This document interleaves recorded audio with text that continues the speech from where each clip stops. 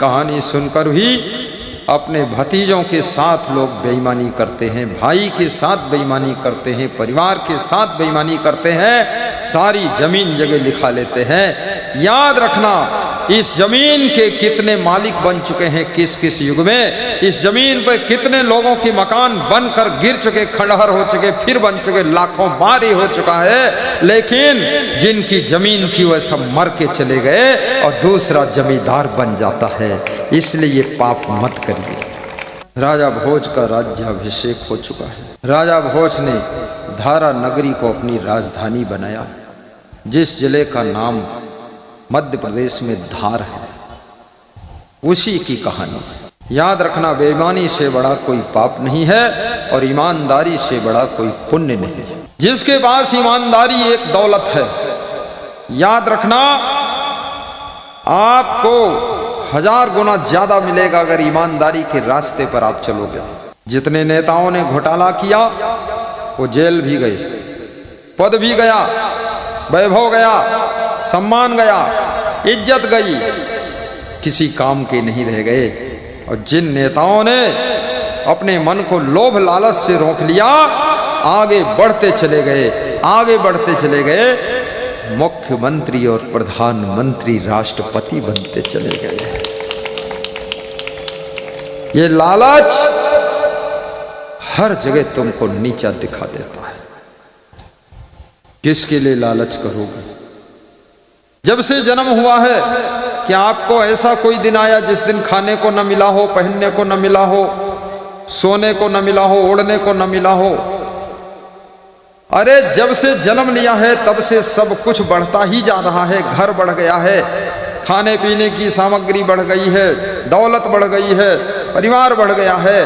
अब इतनी चिंता क्यों करते हो? बेईमानी पर तुले हो। याद रखना, कर्मानुसार फल तो सभी मिलता यही है, मिलता यही है। भगवान के घर देर है, अंधेर नहीं है। कर्मानुसार फल तो सभी मिलता यही है, सभी मिलता यही है। कर्मानुसार फल तो सभी मिलता यही है, सभी मिलता यही है। ईमानदारी। मैं आश्रम में भोजन कर रहा था, एक साधु ने मेरे भात में घी डाल दिया। गरम भात था, वो घी पिघल कर बाहर बहा थाली में, दाल तरफ लुढ़क कर गया थोड़ा। तो मैं जोर से बोला, मेरे भात में कौन घी डाला है? तो आया मेरे पास, बोले चुप रहो, बोलो मत, नहीं तो ठीक नहीं। हमने कहा मैं घी नहीं खाऊंगा, सबके भात में डालो तब भी मैं खाऊंगा, नहीं तो नहीं खाऊंगा। ये चुरा चुरा कर घी चोट्टा साधु बनने आया। मैं ऐसा चोट्टा साधु नहीं बनूंगा। घी तो घी है, अमृत भी अकेले नहीं खाऊंगा, उसको बांट कर ही खाऊंगा। और उसका परिणाम ये हुआ, उस आश्रम का मेन अगुआ मैं चुना गया। हमसे पहले के 20-20 साल पुराने सब साइड हो गए। और इतना त्याग होने के कारण, ईमानदारी के कारण 22 साल की उम्र में ही उस आश्रम का मठाधीश मैं बना। ये चोट्टा घी खाता है, मैं तो चोरी करके मलाई भी नहीं खाऊंगा। ये सब गलत काम है। जितनी ईमानदारी होगी और जिम्मेदारी, आपके भाग्य में निखार लाती है। जिम्मेदारी लीजिए। ऐसा नहीं है कि आप फोकट में घूमते रहो और लड्डू मिल जाए। सबकी जिम्मेदारी लीजिए। बच्चों की जिम्मेदारी, माताओं की जिम्मेदारी, बहनों की जिम्मेदारी, बीवी की जिम्मेदारी, पति की जिम्मेदारी, भाइयों की जिम्मेदारी, पूरे परिवार की, मेहमानों की भी जिम्मेदारी लो। जितना ज्यादा जिम्मेदारी तुम ले लोगे, उतना ज्यादा तुम्हारी बुद्धि का भंडार खुल जाएगा। जिम्मेदारी लेकर तो देखो। मेरे को तो इतनी जिम्मेदारी है, फिर भी मुझे लगता है कि मेरे बुद्धि के हिसाब से केवल 2% है। 98% बुद्धि फालतू रेस्ट में पड़ी। हाँ, सही बात। 8-10 आश्रमों की जिम्मेदारी है, सैकड़ों साधुओं की जिम्मेदारी है, करोड़ों भक्तों की जिम्मेदारी है। कुंभ मेला हो वो भी जिम्मेदारी है, और जो जिम्मेदारी लेते उनकी भी जिम्मेदारी है, सारी जिम्मेदारी है। और हंसता रहता हूँ और जिम्मेदारी लेता रहता हूँ और वफादारी, ईमानदारी, समझदारी से काम करता हूँ। बुद्धि भी बढ़ रही है और सब तरह से विकास हो रहा है। जिम्मेदारी से जो जी चुराता है उसकी उन्नति रुक जाती है, और समझदारी से जो काम नहीं करता है वो नुकसान को प्राप्त होता है, और ईमानदारी से जो कदम नहीं बढ़ाता है उसका बैक गियर लग जाता है, पीछे चला जाता है। और वफादारी से जो जिंदगी नहीं जीता है उसको कभी बड़े बड़े अधिकार नहीं मिलते। इसलिए वफादार भी बनो, राजनीति में भी पार्टी के वफादार बनो। ऐसा नहीं पार्टी में ही छेद कर रहे, जिस थाली में खा रहे हैं उसी में छेद कर रहे, जिस रजाई को ओढ़े हैं उसी को फाड़ रहे, जिस मच्छरदानी को लगाए हैं उसी में टांगे फंसाए के फाड़ फोड़ के अलग कर दे। अरे एक छोटा सा छेद होगा, मच्छर घुस जाएगा, ये टांगे कैसे ताने रहे हो? तनी तुम अपनी टांगे तुम नहीं जानत कहां फाड़त। टांगे थोड़ा समेट लो, ऊपर खसक जाओ, नीचे बढ़ते बढ़ते तुम मच्छरदानी फाड़ दे। वफादारी रखो, नुकसान मत करो, किसी को परेशान मत करो, और जहां रहो व्यवस्था अपने हाथ में लीजिए। माँ बाप को ऐसे रखो जैसे फूल रखा जाता है, बेटों को ऐसे रखो जैसे कृष्ण और राधा को रखा जाता है, बहुओं को ऐसे रखो जैसे तुम्हारे घर में कोई सीता आई है जनकपुर से। अपनी सासुओं का इतना आदर करो कि सीता जी तीनों सासुओं के चरण दबाने के लिए जाती थी। कौन बहू है ऐसी जो सासू के चरण दबाने जाती है? इस कलयुग में ऐसी बहुएं बहुत मिलेंगी, सासू के चरणों में डंडा 2-3 मारा। सासू के पैर में दर्द पहले से नहीं था, डंडा मारकर दर्द कर दिया। ये बहुत बड़ा पाप है, रामायण में लिखा हुआ है। कौशल्या से जब राम मिले वनवास के बाद, तो कौशल्या ने कहा, राम कैकेयी को प्रणाम किया कि नहीं? हाँ मां, मैंने कैकेयी को प्रथम प्रणाम किया है, उसके बाद मैं आपके राजमहल में आया। सुमित्रा बोले उनको भी प्रणाम कर चुका। बेटा मैंने जन्म जरूर दिया है, लेकिन मेरे से ज्यादा प्रेम कैकेयी और सुमित्रा को है। जाओ उनके पैर छुओ, आशीर्वाद लो, और सीता को सिखाओ कि तीनों सासुओं के पैर दबाए। चित्रकूट में जब मिलने के लिए भरत, शत्रुघ्न, गुरु वशिष्ठ आदि सब गए हैं, कौशल्या, कैकेयी, सुमित्रा, सीता जी रात्रि बेला में चरण दबाने के लिए तीनों सासुओं के कैंप में गई। 60 वर्ष की उम्र के बाद नसों में खून का दौड़ना कम हो जाता है, जिससे हाथ पांव में हल्का हल्का दर्द होने लगता है। जब हाथ पैर दबा दिए जाते हैं मधुर मधुर, नसों का खून थोड़ा दौड़ने लग जाता है, दर्द खत्म हो जाता है। इसलिए बुजुर्गों के पैर भी दबाया करो। आप ज्यादा बिजी रहते हो तो एक कर्मचारी लगा दो। तुम्हें 1.5 लाख रुपया महीना वेतन मिलता है तो 10,000 महीना एक कर्मचारी लगाओ जो तुम्हारे पिताजी की सेवा करे, और ऊपर से तुम देख रेख करो। बड़ी बड़ी फैक्ट्री लोग बॉम्बे में बैठकर देख रेख करते हैं। कुमार मंगलम, आदित्य बिड़ला, रेणु कोट में फैक्ट्री है, उनके अधिकारी से मैंने पूछा कभी वो आते हैं? बोले वो कभी ना आए हैं ना आते हैं, वहीं से फैक्ट्री चल रही, कंपनी चल रही। तो तुम जहां नौकरी करते हो दुबई में, लंदन में, वहीं से माता पिता की सेवा करा दीजिए। वृद्धाश्रम में मत डालिए, माँ के लिए कोई लेडीज कर्मचारी लगा दो। गांव में बहुत सारी महिलाएं खाली रहती, उनको 10,000 महीने दे दोगे, तुम्हारी माँ की सेवा ऐसे करेंगी जैसे देवी देवताओं की सेवा होती है। सेवा करवा दो। वृद्धावस्था समर्थ अवस्था है, लेकिन यह सब भक्ति से ही संभव है। मातृभक्ति, पितृभक्ति, भ्रातृभक्ति, ग्राम भक्ति, देश भक्ति और गुरु भक्ति, देव भक्ति, गौ भक्ति। गुरु भक्ति से शुरू कीजिए, फिर अनेक भक्ति का पोषण कीजिए। संतो भक्ति सतो गुरुवान, संतो भक्ति सतो गुरुवाणी।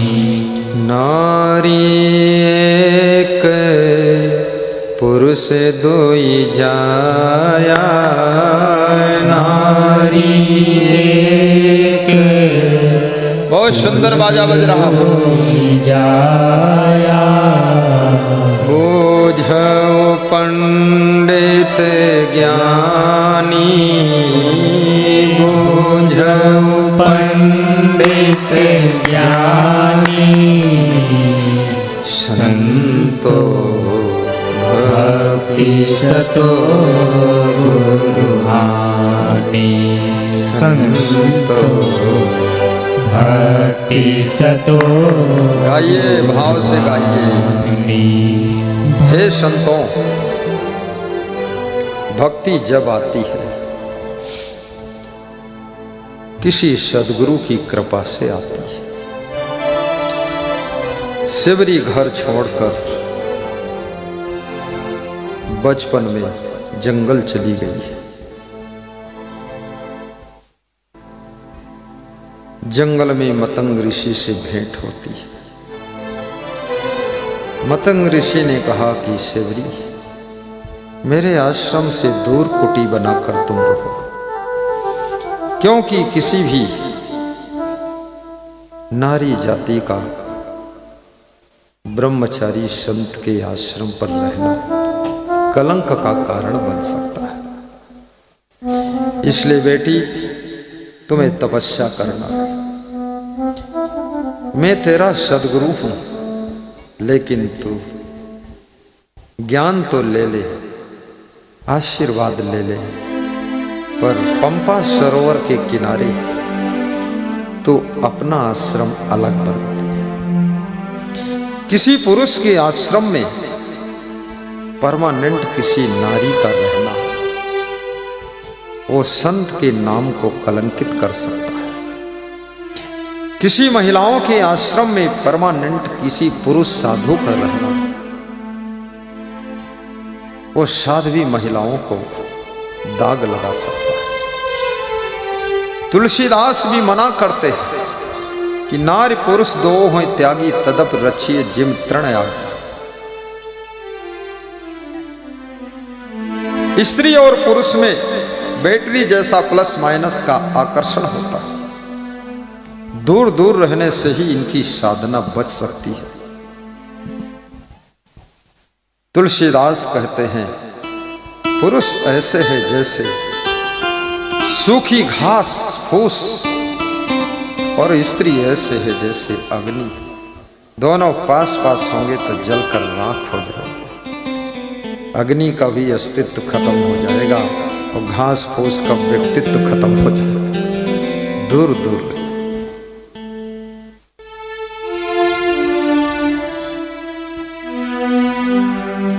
शिवरी पंपा सरोवर के किनारे कुटिया बनाकर साधना कर रही है।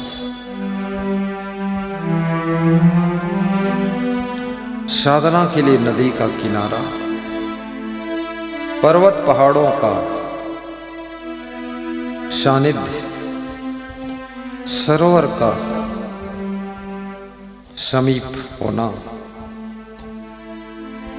बाग बगीचा और जंगल का वातावरण साधना में सहयोग करता है। परंतु गुरु के साथ रहना, गुरु के ज्ञान को अपने हृदय में बसाना ये साधना को परिपक्व कर देता है। शिवरी ने चरण पकड़कर पूछा, हे गुरुदेव, हे सदगुरु भगवान, क्या कभी मुझे भगवान का दर्शन होगा कि नहीं, कि मुझे ढूंढने जाना पड़ेगा राम को? राम भगवान कैसे मिलेंगे? भगवान से मिलने की तड़फ है। शिवरी, तेरा नाम ही शिवरी है, थोड़ा सब्र रख। जब तेरी भक्ति परिपक्व हो जाएगी, जिसकी भक्ति पक जाती है, उस भक्त को भगवान खुद ढूंढते ढूंढते उसके घर आता है। तो चिंता मत कर शिवरी। शिवरी धीरे धीरे बचपन से जवान हो गई, जवान से बूढ़ी हो गई, बूढ़ी से बिल्कुल जर्जर हो रही। अभी तक भगवान नहीं आए हैं। शरीर कमजोर हो चुका है। भीतर भीतर हिम्मत टूट रही है कि अब अंतिम समय आ गया। बुढ़ापा है, जर्जर अवस्था है, पता नहीं कब शरीर छूट जाए। लेकिन सब्र बहुत बड़ा इंतजार कराती है। जिसकी सब्र टूट जाती है वो इंतजार छोड़ देता है और अपने लक्ष्य से विचलित हो जाता है। शिवरी की कुटिया में राम आ रहे हैं, ऐसी उसे खबर मिल गई। शिवरी राह में फूल बिछाती है, गलियों को बुहारती है, बेर रोज तोड़कर बेर के फल रखती है। आएंगे प्रभु आएंगे, मेरी कुटिया में आएंगे। और राम लक्ष्मण दोनों का आगमन होता। शिवरी बहुत प्रसन्न है। जिसके प्रति तुम्हारी श्रद्धा होती है, उसके आने से आपके मन की प्रसन्नता की सीमाएं टूट जाती है। ये कोई साधारण नहीं।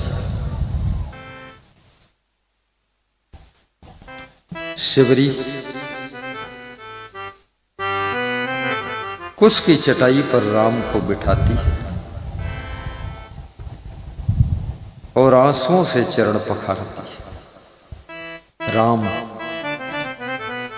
आशीर्वाद देते हैं शिवरी को। बेर फल शिवरी ने राम के सम्मुख रखा। राम प्रेम से बेर फल खा रहे। याद रखना, आज भी कहावत है कि शिवरी के 2 बेर खा लीजिए। मेहमान इतना महान होना चाहिए, अतिथि इतना विशाल हृदय का होना चाहिए। किसी के हम मेहमान बनकर जाओ। जो भी तुम्हारे सम्मुख तुम्हारी सेवा के लिए प्रस्तुत किया जाए, प्रेम से भोग लगा दीजिए। खुश हो जाइए, थोड़ा प्रसाद बांट भी दीजिए, क्योंकि महत्व प्रेम का है और किसी चीज का महत्व नहीं। प्रेम के मूल्य को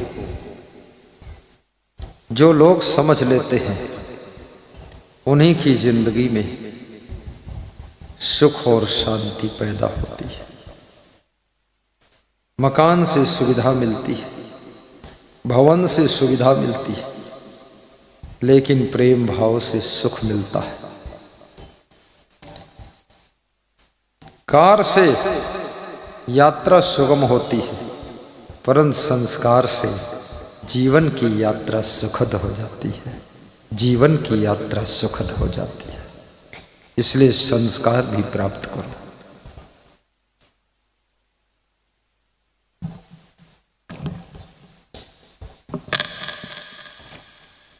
शिवरी हाथ जोड़कर कहती है, तेहि विधि स्तुति करो तुम्हारी, अधम जात जड़मत में भारी, अधम ते अधम अधम अति नारी, तेहि में मैं मति मंद गमारी। भक्ति की शोभा नम्रता है। जहां अहंकार निवास करता है वहां से भक्ति विदा हो जाती है। विनम्रता तुम्हारी भक्ति में चार चांद लगा देती है। कि विधिया स्तुति करहूं तुम्हारी, अधम जाति जड़ मति मय भारी। आदिवासी भीलिन जाति की शिवरी है। राम उसकी कुटिया में गए। वनवास में बड़े बड़े राजा महाराजा रहते, उनके यहाँ राम नहीं गए, शिवरी के यहाँ गए। राम जाति पाति मानते ही नहीं। ये तो जाति पाति का जहर कलयुग में बहुत बढ़ गया है और शादियां बहुत महंगी हो गई। दहेज का भूत बेटी के बाप को अधमरा कर देता है। जिनके बेटी है, बिहार में एक सज्जन मुझसे कह रहे थे मेरी जमीन बिक जाएगी। तो हमने कहा क्यों? बोले 2 बेटियों की शादी करनी 40 लाख लगेगा, इतना पैसा नहीं। तो हमने कहा बेटों के लिए क्या बचेगा? बोले बेटों के लिए हम बचेंगे और क्या गुरुजी करें। जहां धन की मांग हो जाती है वहां पर गुणों का मूल्य समाप्त हो जाता है। इसलिए समधी समधी को, बेटी और बेटे के बाप को स्वतंत्रता से जितना जो तुम्हें देना चाहे दान दे दे। कन्यादान मिला है और जो भी देना चाहे दे दे। अपनी तरफ से दबाव मत डालो, अन्यथा आपको कन्या के रूप में लक्ष्मी नहीं मिलेगी। आपको वो बहू नहीं मिलेगी जो सेवा कर सके, क्योंकि पैसे से आपने अपने बेटे को बेच दिया है। अब वो बेटा आपका नहीं है। अब बहू के पिता ने तुम्हारे बेटे को खरीद कर अपने बहू का बैल बना दिया है। अब वो बैल उसका हो चुका है। फिर भी तुम अपना अधिकार जताते हो कि मेरा बेटा मेरा बेटा। अरे बिक गया, 1 करोड़ में बिक गया। अब ये बिका माल वापस नहीं होगा। 1 करोड़ इसीलिए दिया गया है कि अब ये बेटा जिंदगी भर उसके लिए ही काम करेगा, तुम्हारे लिए नहीं।